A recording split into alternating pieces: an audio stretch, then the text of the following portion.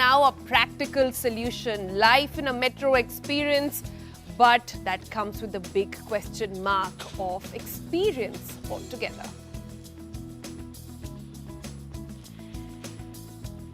On World Menstrual Hygiene Day today, we look at how different initiatives are attempting to fight period poverty, the ability to be able to access basic things like pads, things we consider basic.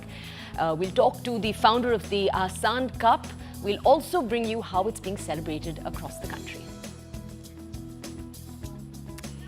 Elon Musk's AI startup now secures a $6 billion funding in Series B, also giving it a post-money valuation of $24 billion. More coming up on the program. And deciding between Bajaj's top offerings, you of course have the Pulsar NC400Z, you have the Dominar 400, the Speed 400, and of course the 390 Duke. Look no further, we're going to actually be bringing you a comprehensive comparison today to help you make an informed choice with our Overdrive segment.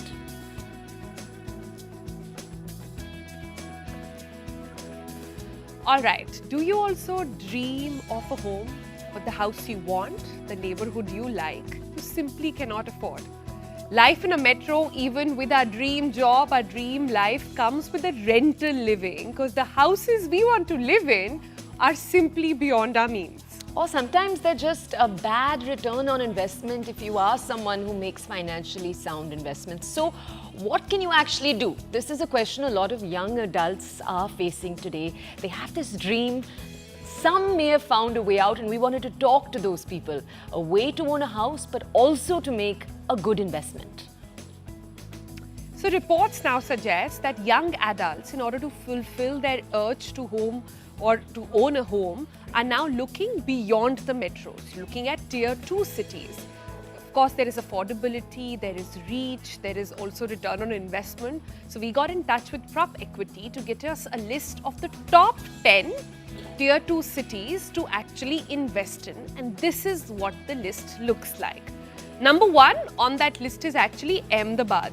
All thanks to the GIFT City, it's the largest commercial building in the world, creating a series of employment, India's first international financial center spread over 886 acres as well. Number 2 on that list is Gandhinagar. Again, InfoCity, IT Park, all of this means a lot of development is happening in the area. Okay, let's look at number 3. Number 3 is another capital, Bhubaneswar. You have a number of infra initiatives that have been launched across the entire region. Of course, there are electronic manufacturing clusters. You have an aluminium park. You have a seafood park. That's a particularly unique initiative they have there. They have a plastic park and, of course, special economic zones. And number 4, in a different state, you have Nashik. Nashik, of course, you have the Neo Metro. You have multimodal transport hubs across the area. It's an outer ring road that's located there. And of course, Nashik is well loved as the wine capital of India. 90% of the wines in the region originating from there. And Mumbai, Pune, Nashik, they're obviously considered a golden triangle of Maharashtra. So it falls right in the middle of that zone.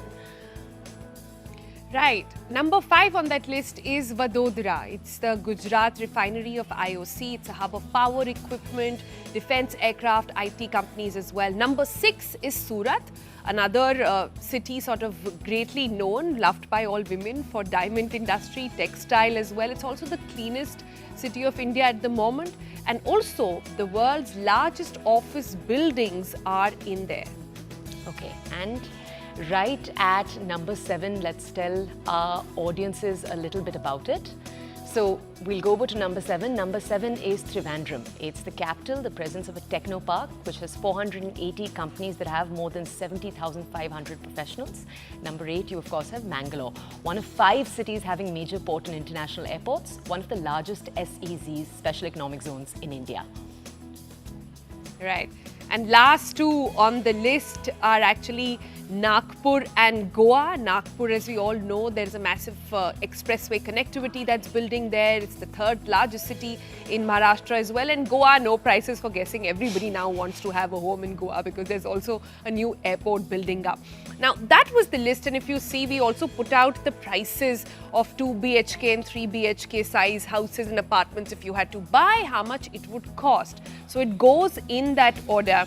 So if you haven't already, take a quick screenshot of those lists to sort of understand how to invest. But this data put together by Prop Equity, like I said, we have the founder, Samir Jasuja, also with us to sort of give us more insights into what this list really means.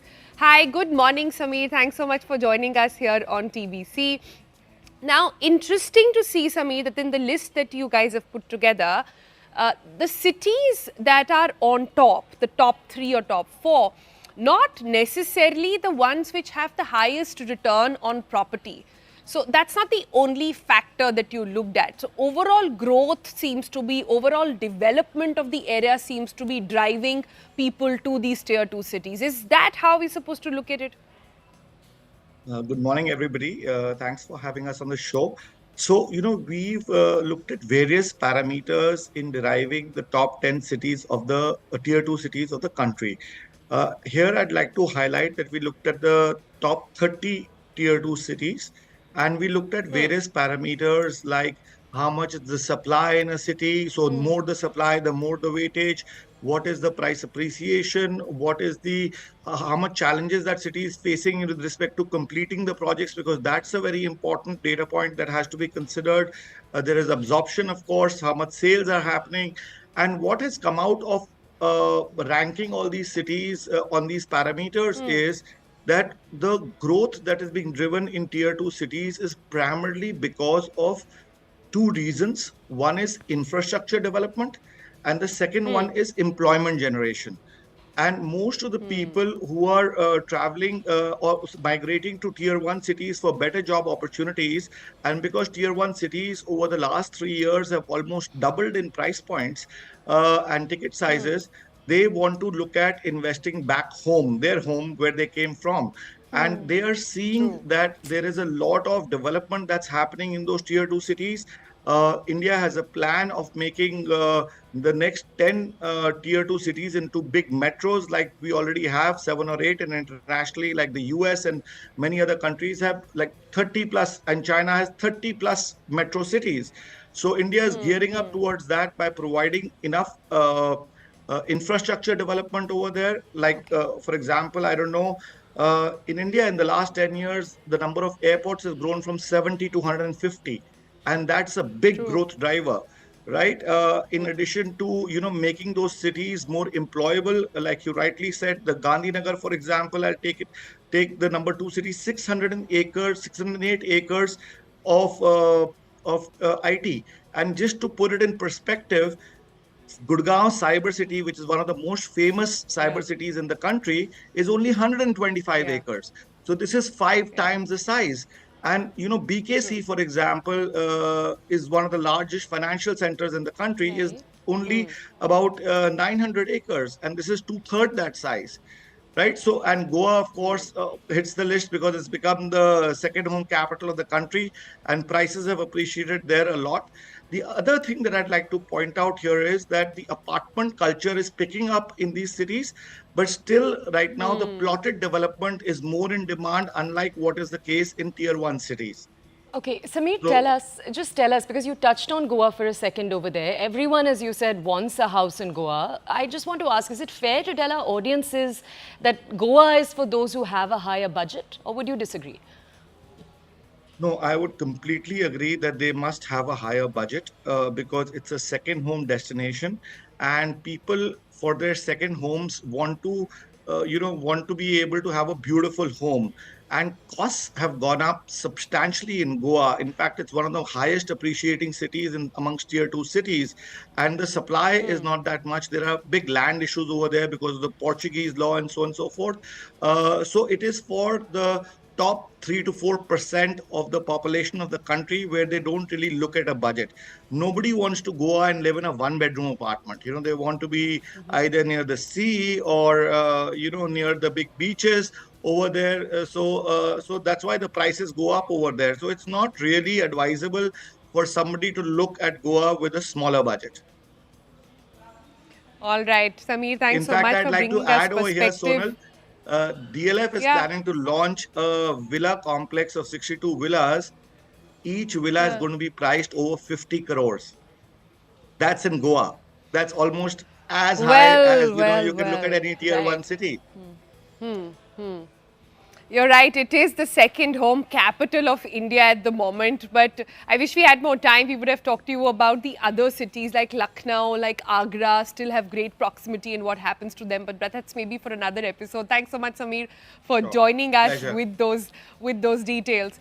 Now, so we got a lot of data to you. But actually what this data represents is that people are investing money, people are buying, and how they are making this decision. Let's decode that. Joining us next on the program is Abhishek Somani. Abhishek is what you call a smart investor, if I can call it that. Also with us is Rohan. We'll just get to him also in a bit. Now, Abhishek has an interesting story because he bought a plot of land right outside Mumbai just before the pandemic, right? Just before the pandemic, yes. And what were you thinking at that point? Why this urge to own land? So we happened to sell a family home, and in the budget, in the price that we received, the budget, I could only probably afford a 1 BHK in Mumbai.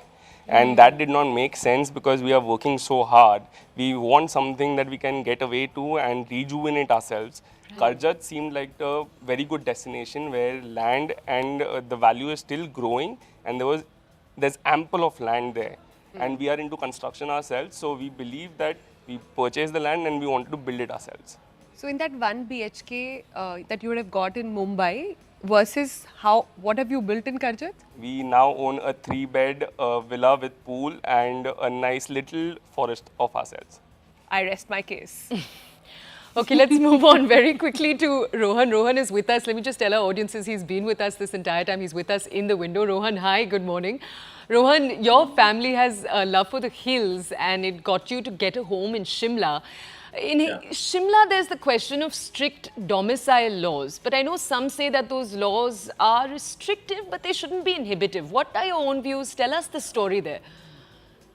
So what has happened that my father always wanted to have like a dream house in the hills, which is approachable on a very drivable distance from Delhi. And Shimla from Delhi is hardly now, since the highways have been so good now. So it's just a drivable distance for say about 4.4 hours, 4.5 hours from us. And we got it through the auction process because the laws in Himachal are very strict for the non-Himachali people buying a piece of land or probably an apartment or a house or a plot to probably construct a villa over there. So what these people do is also, it's a very informative experience for us also, that we got to know that we can buy a land through the auction process that is being done through the Himachal government. So there are certain units that are left over that are not being sold. So it is open to for us, for normal people like us, for non-Himachalis who can buy there. And people, I'm sure, like a lot of people in the near Delhi or parts around Delhi have a dream to probably own a house near or in the hill somewhere. So that is how we sort of ended up, and it is like a vacation home for us, like a quick getaway for us. So we want like a quick family getaway. That's incredible. So get away. Get away. Yeah. Everybody, Abhishek, wants to just get out of the cities. I think that's where the urge is really coming. A lot of young professionals saying, we're working so hard, what is this life? And in Bombay, you have a matchbox size house. But let's get down to affordability here. How much did you buy it for then, and how much has the value escalated in Karjat? And for our viewers, Karjat is just about 2 hours drive out of Mumbai, and because of the new ceilings, etc., Navi Mumbai and the Atal Setu, etc., it's become so good. Not just the ceiling and the Atal Setu, also the Karjat internal infra development has picked up. We now have concrete roads connecting straight into the villages. So that makes a lot of difference. Yeah. The land that I purchased back then cost about 70 to 80 lakh rupees. I have a half-acre land, and on that I developed the 3 BHK villa for about another 40 to 50 lakh rupees. So back then also that would only get me a 1 BHK probably in the western suburbs of Mumbai. Today it's a 3-bed villa which would definitely fetch me a better price. I would say about 60% has appreciated since then. Wow, it's just 4 years. Yes. Yeah. Wow. Nice. Let's understand similar with Rohan. Rohan, tell us, you're of course in your house or your properties in Shimla. Shimla, for many in the north, is a lot like Manali. These are our favorite holiday destinations. Half of the entire region almost empties out there in the summer. So tell us, how much did it cost you when you made that initial investment? How much did you spend on developing the property? And today, a few years later, do you think of it as a good investment? See, when we were out in the market to buy the house, it costed us around 60 to 65 lakhs, including the registration fees and all the stamp paper duties and everything. I ended up spending, I wanted to make it a very nice, cozy little house for us and not very, very fancy for us. So we made like the basic investments for the furnitures and everything, which costed us about 15 odd lakh rupees another. And then I think now it should be around 75 around plus. And see, I mean, again, it's about the investment. I mean, we've not got it evaluated because we don't have any plans to sell it in the near future. I mean, whatever we've heard so far, I mean, it's a 1300 square feet apartment and it should be around 75 plus, what we've heard last so far in the market. Right. All right, Rohan, Abhishek, both of you, thank you so much for coming in, and congratulations on your holiday homes. A lot of us dream about it, can't have it, but you've made it a possibility. For Rohan in Shimla, it has heavy domicile rules, but look, he found a loophole and he figured out how to make that happen. And all right, and Abhishek, before I sort of let you go, can I quickly sort of understand this? Today, a lot of people do hesitate building because that's a major headache. You are into building, so it comes naturally to you. A lot of people do understand that buying a land is more lucrative. Buying a finished property comes at a bit of a cost. What is your tip to those who are still afraid of it? Would you say get a property now and see how you can build over a period of time? See, absolutely. Getting land in India today is a very difficult decision for anybody to make because you got to protect it, you got to protect the boundaries. There are many legal aspects to it. So, of course, hire someone who is a master in this. We definitely are looking to venture out into second homes, holiday homes in such locations. There are many brands who are doing very good today in Karjat and other locations who are plotting it out for you. So you can probably get into such gated communities where you have plots of land and then probably build in the safety of the bigger brand. So you still have the land that you want and the connection to nature. That is how probably you could get into. But yeah, getting out and buying an independent plot is definitely something that you should do under professional guidance. Yeah. Okay. Yeah. Let's also then just take a question over to Rohan right before we let you go. We've just been showing our audiences visuals of both of your houses on the right side of our screens. Rohan, can you tell us, because you're someone who's living in your house, you don't plan to sell that property anytime soon. It's something that I think is giving your family a lot of joy. How much, if we may ask, how much does it cost month to month in maintenance though? Because you've got then one constant budget for Shimla to maintain apart from your main house. How much does it cost? It's an offbeat property. It's not like located in the main city. So obviously the costs are a little higher in terms of maintenance because you obviously have a person who's coming all the way from the city, coming in, cleaning your house and everything. So if I say my one visit just for the maintenance would cost me around 10,000 to 12,000 rupees because every time we need to get our supplies done, we need to get our cleaning done. So around 10 to 12,000 rupees per visit is our maintenance cost for a 3 BHK with a full house inside. Okay. All right. That's very helpful to know. Yeah, yeah. All right then, on that note, we are going to thank both our guests. Thank you so much.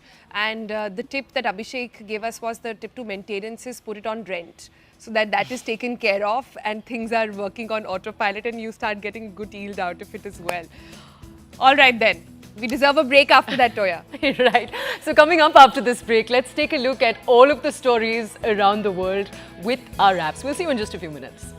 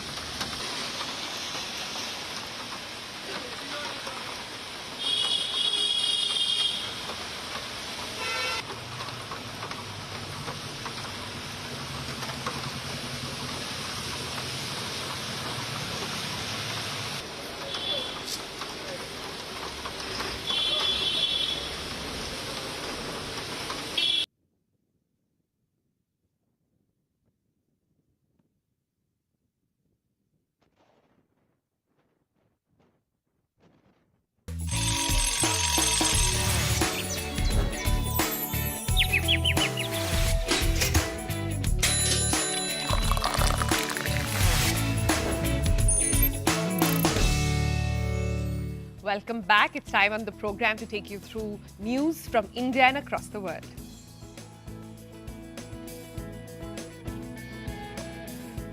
The US Transportation Security Administration has reported a record-breaking number of travelers. Over 2.9 million passengers were screened across US airports on Friday, just ahead of the Memorial Day weekend.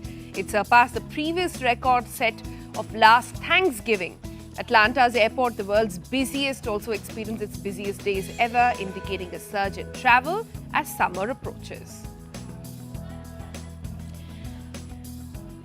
Elon Musk's AI startup xAI raised $6 billion in a funding round, boosting its billionaire owners' ambitions to take on ChatGPT creator OpenAI and other companies like Google and Anthropic. The funding round was backed by investors including Andreessen Horowitz and Sequoia Capital. The fund will fuel product launches, infrastructure development, and of course, R&D. Rates of melanoma skin cancer are higher than ever in the UK, having risen by almost 1/3 over the last 10 years. According to the Cancer Research UK, researchers expect the country to see about 20,800 cases this year, some 90% of which are preventable. Incidence is rising across all age groups, but the elderly have seen the biggest spike, with the growth in cases of 57% over the last decade. The global healthcare company Novo Nordisk is seeking FDA approval for a weekly insulin injection. It will be called insulin iodex as a treatment for diabetes. The agency's advisory committee is split on whether its benefits outweigh the possible risks, particularly regarding hypoglycemia. While the treatment showed promise in reducing high blood sugar levels, concerns obviously still remain about its safety, especially for those with type 1 diabetes. Scientists have discovered a bizarre creature dubbed the Enchidanappus, which they believe roamed Australia in prehistoric times. The fossil pieces of the animal's jawbone were found in the opal fields in northern New South Wales alongside evidence of several other ancient and now extinct species. You would have heard of Toko, a Japanese YouTuber who spent 12 lakh rupees, yes, that's a human being, to transform into a dog. That's what he looks like now. He now plans to morph into other animals. He's considering options like panda, fox, bear or cat. He's documenting his journey on his channel, I Want to Be an Animal. Toko highlights the challenges of mimicking canine movements and maintaining the fur. He aims to continue exploring this very unique dream. Apple is set to host its Worldwide Developers Conference on June 10th, where it will be unveiling its next generation operating system for iPhones, iPads and MacBooks. While Apple is expected to incorporate artificial intelligence features within its platforms, it has been reported that US-based technology giant inaugural AI features won't be as impressive as rival offerings, but it is betting on its massive customer base to give it an edge. And train enthusiasts and history buffs will soon have a new Southeast Asian destination to visit, as Vietnam is going to be unveiling a revamped pair of vintage steam locomotives. These are from the 1960s. These are two Revolution Express locomotives. They're the last working steam trains in Vietnam. They date back from when the country was still a French colony. All right, on that note, it's time for another short break. Coming up on the other side, we'll bring you all the details on World Menstrual Hygiene Day.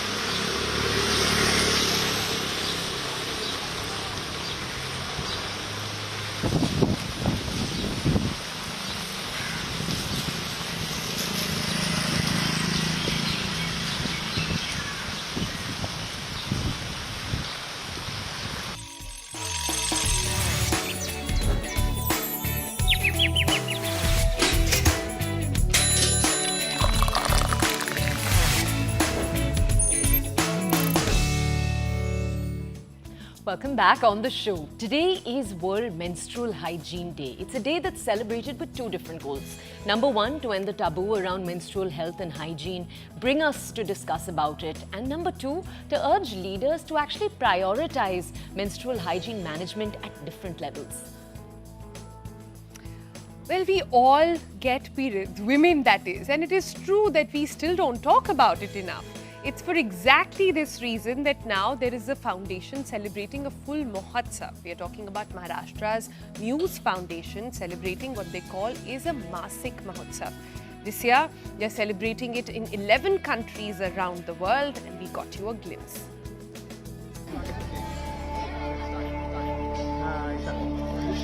This is Masika Mahotsav, a week-long festival that aims to destigmatize periods through sports, arts and culture programs across the entire country. We're at a Navi Mumbai performance, where community members have come out to watch and to participate. नमस्कार नमस्कार नमस्कार आप सभी ने मुझे पहचाना नहीं किसी ने नहीं पहचाना अरे मैं तो वही हूँ जिसके बारे में लोग बात करने में शर्माते हैं और तो न जाने क्या क्या सोचते हैं सोचो सोचो मैं कौन हूँ क्या क्या अरे ऐसा ही कहा तो मैं पीरियड्स हूँ. Launched by the Muse Foundation in 2017, the 8th edition this year is being held across more than 10 states. Communities are being engaged through music, dance, graffiti, kavi sammelans and workshops with experts. We asked the actors a little bit more about what they were performing. हमने जो play किया है वो था periods के बारे में. मतलब बहुत सारे मिथ्स होते हैं लोगों के मन में कि पीरियड्स अगर लड़की को होगा कि अचार को नहीं छूना है या बाहर नहीं जाना है या खाना नहीं बनाना है. तो ये सब मिथ्स को लेकर हमने एक प्ले बनाया जिसका नाम था हैप्पी बर्थडे और वो शायद लोगों को बहुत अच्छा लगा. हमने बहुत अच्छा एक्ट भी किया उसमें. तो जो हमारा प्ले था वो पीरियड्स के ऊपर था. सो हमारे इंडिया में हमारा जो ओवरऑल इंडिया है उसमें ना जो पूरा पॉपुलेशन है वो पीरियड्स के बारे में बात नहीं करता है मोस्टली. तो जैसे कि मेन हो गया वो लोग घर में भी पीरियड्स के बारे में बात नहीं करते हैं. एंड हमारे फैमिली में भी बहुत सारे टैबूज है कि हमें घर से बाहर नहीं जाना चाहिए और पीरियड्स में एक दूसरे को टच नहीं करना चाहिए, फिर अचार नहीं छूना चाहिए. और ये सब टैबूज़ को हम लोग तोड़ने के लिए हमारा ये जो स्ट्रीम प्ले था तो उस पर हमने वर्क किया. एंड उसके बाद हमने ना सैनिटरी पैड की जगह पे क्लॉथ पैड का हमें इस्तेमाल करना चाहिए उसके बारे में भी हमने बताया क्योंकि क्लॉथ पैड सस्टेनेबल होता है एंड वो उसका लॉन्ग टाइम यूज़ होता है और इसकी वजह से हमारे जो एनवायरनमेंट है उसको हानि नहीं होती. हे भगवान तुम्हें तो पीरियड्स है ना. But how did the community actually find the messaging? Was it effective? We caught up with audience members to see how they felt. हमने बोला ना घर जाओ. ये जो आज का प्रोग्राम था वो बहुत अच्छा था. ये जो प्रोग्राम है नवी मुंबई महानगर पालिका स्वच्छ सर्वेक्षण दिन था तो उसमें मासिक महोत्सव करके था. जो भी लेडीज़ है महिला ही है तो उनको जो पीरियड्स आते हैं तो कैसे उनको टक्कर देनी चाहिए, कैसे सामना करना चाहिए और उसमें क्या यूज़ करना चाहिए, उससे क्या बेनिफिट्स है तो सब कुछ यहाँ पे बताया गया है. और बहुत ऐसे नाटक भी दिखाया गया है और गेम्स वगैरह बहुत है यहाँ पे. तो इंजॉय भी किया है सबने और ये अच्छा लगा है सबको. With creative, out-of-the-box ways of bringing the message home that periods need to be celebrated and not stigmatized, Masika Mahotsav makes its mark. With video journalist Manas Das, Bureau Reports, CNN News 18. Happy birthday to you! Happy birthday to you! Well, that's true. We need to talk about it more and more, talk about hygiene when it comes to the menstrual entire cycle also a lot. But talking about it, you know, there are sanitary napkins. There are also cups now. And which brings us to our next guest. Let's put the spotlight on the incredible story of Ira Guha. While she was a student at Howard, she first began exploring the idea of sort of devising a state-of-the-art menstrual cup aimed at India. Today, the Asan Cup is selling for around 1,500 rupees in the country. It lasts for 10 years. So it's much better for the environment than using a sanitary napkin. And every time you buy one, one is being donated to a woman in India who needs it. It sounds super neat. Let's go over to Ira to understand more about how she's worked on this entire model. Ira, good morning. Welcome to TBC. Ira, tell us, how did the idea for the Aasan Cup first come about? So Aasan as a social enterprise is 3 years old, but I have been interested in menstrual health for nearly, I would say, 8 or 9 years now. I grew up in Bangalore, but I was studying and working in the UK for several years. And when I went home to visit my parents in Bangalore one Christmas, a domestic worker who was working with my mum had started to miss a few days of work. And when I followed up with her to see if she was sick, I was completely shocked to learn that she wasn't sick at all. She just had terrible rashes from the poor quality pads she was using. This was around the time that poor quality, cheap pads were becoming incredibly popular. And when I spoke to her, I learned that a lot of women who were given these pads were actually switching back to cloth rags because they were so uncomfortable and they leaked. And I ended up gifting her a menstrual cup from the UK, which is the product I was using. And she absolutely loved it. She could work in comfort. And then she asked me, can you please bring me back some more for my niece, for my sister? And every time I was traveling back, I started carrying like 5, 10, 20 cups with me. For anyone who doesn't know, a menstrual cup is a reusable period product that you can wash and use over and over, and it lasts for up to 10 years. So that's how I became interested in menstrual health. And then as a graduate student at Harvard, I actually worked with an engineer to design and patent the Aasan Cup, which is the world's easiest menstrual cup to use, because I had also learned about the difficulties of inserting and removing cups, and I really wanted to make the design very accessible and easy for everyone. Talking about the design then, Ira, there are several of these menstrual cups in the market. What's the unique IP when it comes to Aasan? So this is the Aasan Cup, and Aasan means easy. Our mission is to make everyone's lives easy and worry-free on their period. The main thing that is different in the Aasan Cup is this little removable ring. So older menstrual cups had a stick to locate and bring it lower, and that was actually quite uncomfortable. It used to poke people, and it was really hard to take the cup out. So with this ring, you can kind of just hook your fingers into the ring to bring it lower and then pinch the cup to take it out. The Aasan Cup also has a bell shape rather than a V shape, so it sits very comfortably. The sizing is based on your flow. So just like with pads, we have light flow, medium flow, heavy flow, which means that if you get the right size, it won't leak. And then finally, the Aasan Cup is red because we learned that one of the major complaints people had with cups is that they discolor over time. So after you use it 2, 3, 4 times, it starts to go a bit brown, and some people would stop using their cup because of that. The Aasan Cup, even if you use it for 5 years, will look exactly like this. We use a material called Class 6 medical grade silicone. It is the same material used in heart stents, so it's a medically certified material that is extremely safe for your body. Ira, one of the coolest things about Aasan Cup is that anytime you're buying one, Aasan will give one for free to a woman who is in period poverty. She's not able to buy basic menstrual hygiene supplies for herself. How did you go about developing that model? So when I first designed the Aasan Cup, I didn't even have a business model in mind. I actually moved to Bangalore and started working with an NGO in rural Kanakapura to look at adoption of the Aasan Cup and see if women would use it. And these were farming communities, mainly silk farmers, daily wage laborers. And what I learned very quickly is that while there was very, very quick adoption of the Aasan Cup, women were able to go to work, girls were able to go to school, there was a very high acceptance. Nearly nobody in the community could afford it, even if we were to sell it at cost price. At the same time, I had so many friends both in India and in the UK and the US who had been in our customer feedback trials. So we had 4 trials. We went through 4 rounds of trials when designing the cup.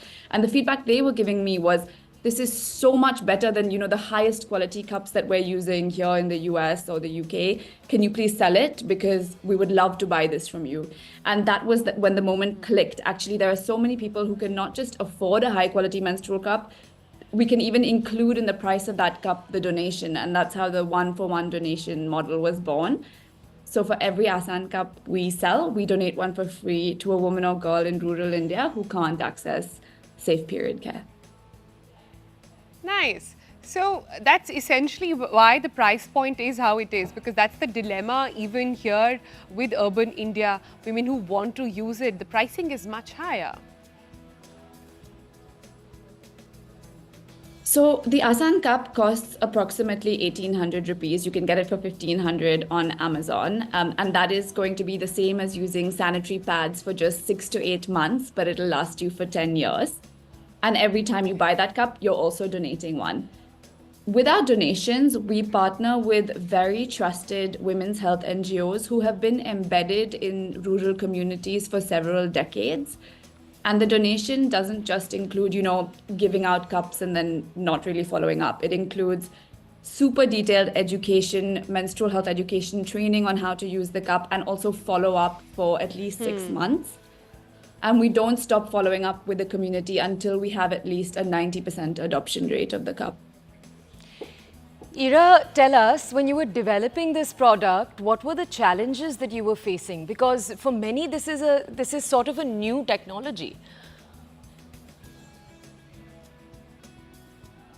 Absolutely. So when it comes to menstrual cups or really any new innovation, the number one challenge is behavioral change, because you are actually asking communities, whether urban or rural, to stop using something that they have been told to use since when they were children, such as sanitary pads or cloth rags, and to adopt something completely different. Now, if I talk directly to, say, a woman in a village and say, use this menstrual cup, there isn't a high level of trust, so I don't have much success. So what I learned with my experience with Asan is all communication and knowledge has to come from a very trusted source. So if we're working, in a village in Gujarat, then it has to be a woman who speaks fluent Gujarati, who's from the community, who's using the Asan cup herself, who in a peer-to-peer model can explain to her peers why this was so life-changing. Similarly, if it's a college-going girl in Bangalore, it's going to be most convincing if she hears it from her sister or another classmate. So our entire knowledge dissemination, both in India and globally, is completely based on a peer-to-peer model. That's quite an ingenious idea, actually. But Ira, lastly, just want to understand how many of these have you sold so far? Because the project seems to be more community-driven than sales at this point.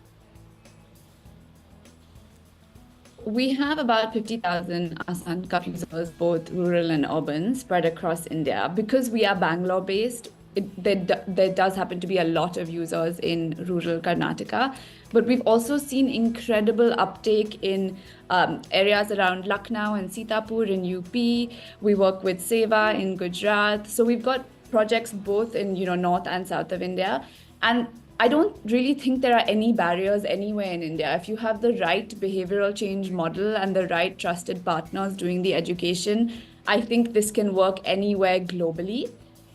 The only other thing I would really want to add, since this is World Menstrual Health Day, is I would encourage all viewers, don't think about menstrual health as periods. Think about it as economic empowerment. Because in our country, with women missing work due to periods and girls missing school due to periods, we're actually losing $87 billion of GDP every single year. So there's a lot of economic potential that can also be unlocked when everybody has access to safe period care. And that's why it's so important for Asan to grow as much as we can and also maintain the quality of our work, because we're empowering people to earn more, be more educated, contribute more, and live safer and happier lives. All right, Hira, you've really said it very, very well. Thanks so much for joining us, and good luck with everything that you're doing at Asan. Okay, let's move on now. Deciding between Bajaj's top offerings, the Pulsar NC400Z, Dominar 400, the Speed 400 and the 390 Duke. We're going to be bringing you a comprehensive comparison, but after this short break.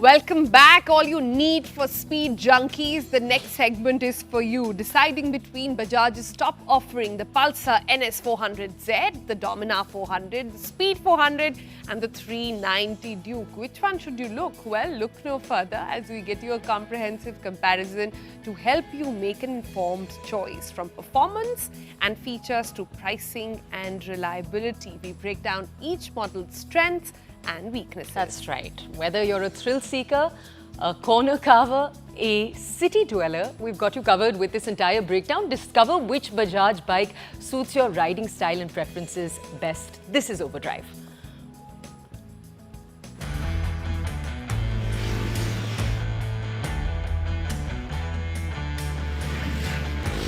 Just recently, we brought you a face-off between the Aprilia RS457, the Kawasaki Ninja 500 and the Yamaha YZF-R3. And we are really stoked with all the love and feedback that has come our way. But this time around, we are throwing away all those pairings for something a bit more naked. If you fancy yourself an idea of a 400cc single, then chances are that you will be handing all your hard-earned money to Bajaj. Not one, not two, but potentially 4 ways. Introducing the contenders, the Bajaj Pulsar NS400Z, the biggest Pulsar to date, sharing its heart with the sturdy Dominar, which you can also find lounging about in the same Bajaj showroom. Alternatively, you might head over to the more upmarket showrooms where Triumph and KTMs reside, with the Speed 400 and the 390 Duke luring you from their respective stands. To remind you, both these have Made in India stamps courtesy of Bajaj. So which one will it be? Let's find out.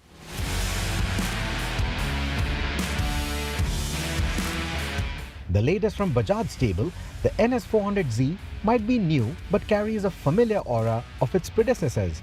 And while I like the evolutionary styling, some were expecting something more revolutionary. For those with a taste for neo-retro charm and a splash of pizzazz, the Triumph Speed 400 stands ready to dazzle. It's already a common sight on our streets, yet continues to turn heads with its superior material quality and exquisite fit and finish, attributes that speak volumes of its premium lineage. The Pulsar can't quite match up to that because you see, even if they are built in the same factories, the Pulsar is still built to a cost. Surprisingly, the Triumph actually manages to feel more posh than even the more expensive KTM 390 Duke. The Duke, ever evolving, now sports a sharper design, textured panels and color accent seats that add a dash of flair. The motorcycle that our friend Vikram loaned to us for this story looks a bit different than the stock bike because he thinks that the stock LED DRLs look a bit much. And honestly, that's the only polarizing bit on the otherwise sharp KTM. As for the bulbous Dominar, well, it offers a semblance of that big bike feel for those inclined towards a more substantial presence. And it was for those very reasons that our friend Neil bought the bike that you see here.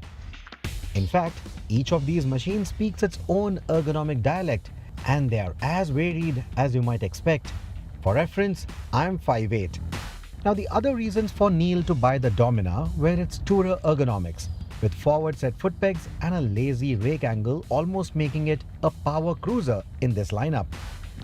The Dominar's slightly higher seating adds to the feeling of the bulk, which might not suit everyone, particularly for shorter or less experienced riders.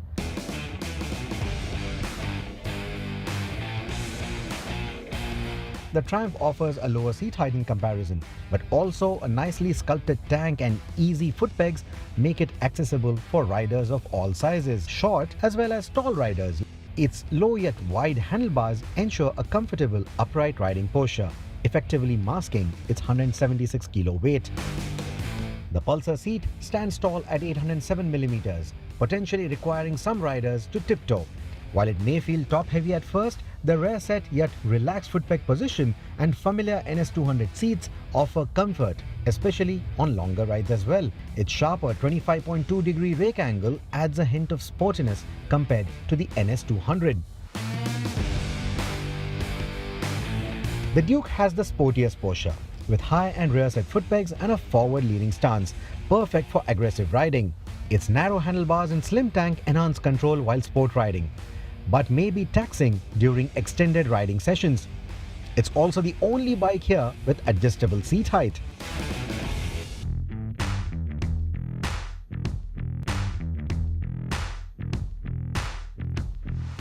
The Triumph Speed 400 opts for simplicity. Its instrumentation might look basic, but it's a nod to its modern retro ethos. Easy to read and straightforward, ensuring the focus remains on the ride. Now the NS400Z keeps things fairly simple on that account. You have a new instrumentation cluster, reverse LCD. It comes with Bluetooth connectivity, allowing you to check your telephone messages, your calls and your music controls as well. And there's turn-by-turn navigation in there too. Fairly simple but well executed.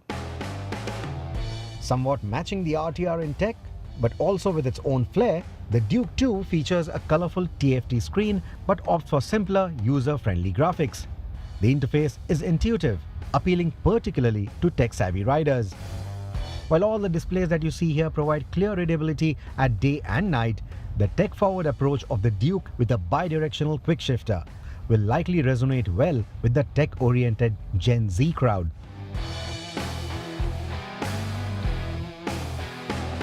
The true test of these motorcycles is not just on the racetrack, it's more importantly on the road where their mechanical hearts sing their distinct tunes. Like for example, on the NS400Z, it inherits the 373cc KTM derived engine from the Domina.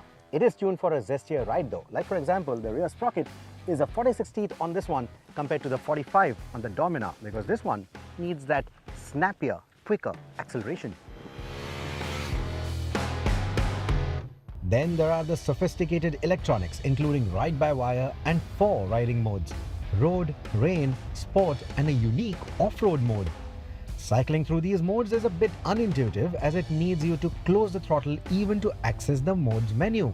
But these modes will adjust the throttle maps, torque output and the ABS settings. The rain mode dials back torque by about 30%. Road mode mellows the torque curve, while sport mode gives you the full power and torque. Most impressively, each mode delivers 85% of their assigned torque from as low as 3500 RPM, making it excellent in urban tractability and versatility.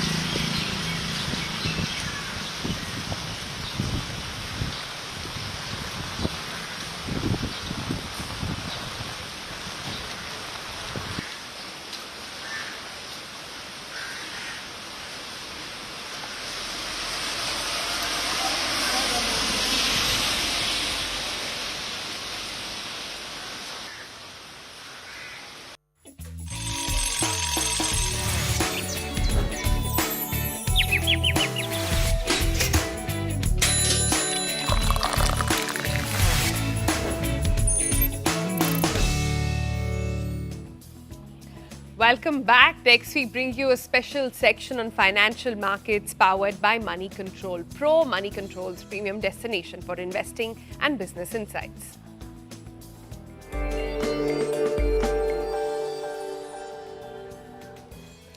Let's begin with markets. How are they doing this morning? GIFT Nifty indicates a flat start for Indian equities today. Asian markets also range bound as investors analyze European Central Bank comments on rate cuts. Crude oil prices stay firm, awaiting US inflation data. The production policy decisions from the OPEC Plus meeting, which is going to happen on the 2nd of June. Okay, let's take a look at sectors in particular. The consumer wear sector was largely dominated by unorganized players. However, in recent times, Indian households are actually showing an increasing preference for branded products. The shift to branded products and preference for premium products could augur well for organized sector players. You can log into Money Control Pro to find out more about consumer wares and other durables, along with other actionable insights. Money Control Pro is the premier destination for all investing views and financial insights that you're ever going to need, brought to you by Money Control.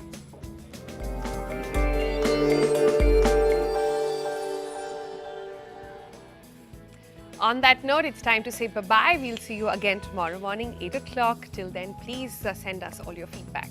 Goodbye.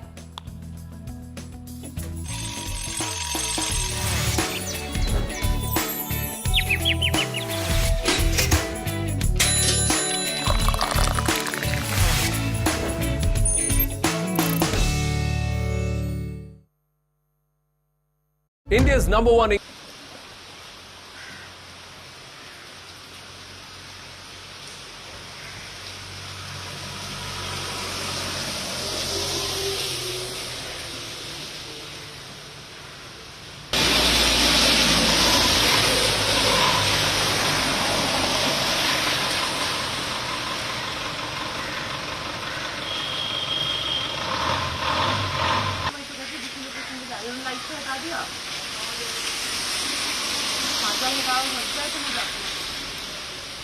बंद कर रहा हूँ फिर मैं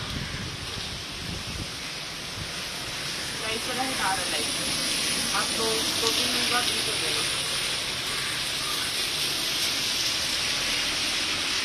अब कौन सी जगह से अच्छा मिल पाएगा सीधा यार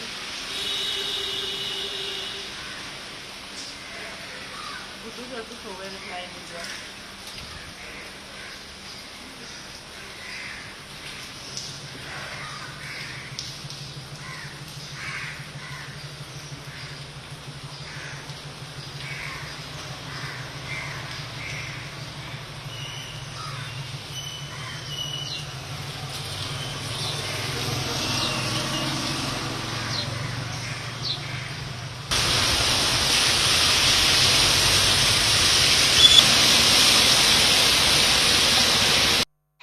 Elections impact Bharat's rise in the world. Join me, Nalin Mehta, for the most dynamic and distinctive coverage, unrivaled political punditry, and the sharpest election analysis. Elections equals CNN News 18.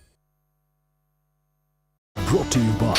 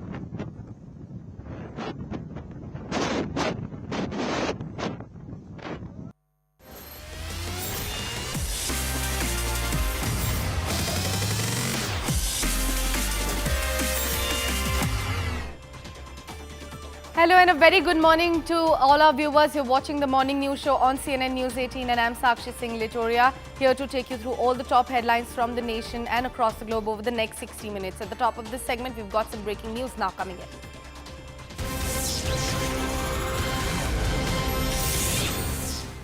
Well, an Indigo flight from Delhi to Varanasi received a bomb threat today early in the morning. Indigo has already issued a statement after taking cognizance of the situation, and I'm going to read a few of the lines from that statement.